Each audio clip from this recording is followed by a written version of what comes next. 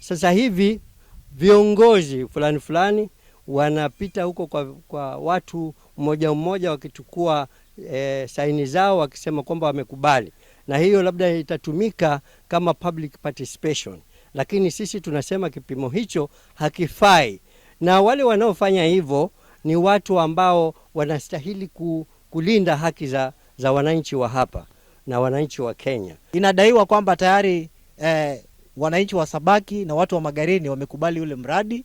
Kwa hivyo hata tuko na picha katika mitandao ya baadhi ya viongozi wa hapa mashinani ambao wamepiga picha na governor, mstahiki governor na yule mwekezaji na baadhi ya washirika wake, kwa madai kwamba kuna ripoti iliyokusanywa kutoka Sabaki na ikakabidhiwa mheshimiwa governor.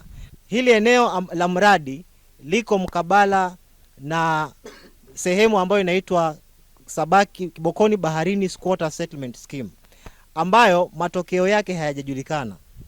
Wananchi wangali wanasubiri title deeds. Fate ya kuhusu umiliki wa ardhi wa ile eneo ambalo wananchi wanakaa na wanasubiri hati miliki haijajulikana, na upana wa hili eneo ambalo linadaiwa kuwa na madini hatujajua. Kwa hivyo huenda ikawa ni njama. Haiwezekani mtu aje aseme anachimba madini hapa, kwanza hatujajua the status ya ardhi iko namna gani. Tunataka kujua hii ardhi hasa ni ya nani. Tunataka kujua kama ni watu watolewe kwa sababu wameishi hapa miaka enda miaka rudi. Compensation yao imepangwa kinamna gani. Tunataka kujua yule ambaye anakuja kuchimba madini ni nani na faida ya wananchi hapa itakuwa namna gani.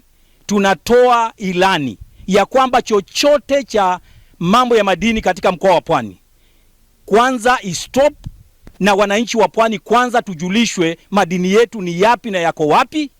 Tujue ni nani alipewa license ya prospecting katika kila sehemu ya madini katika mkoa wa Pwani, na tujue ya kwamba mpango wa serikali wa kuchimba haya madini uko namna gani.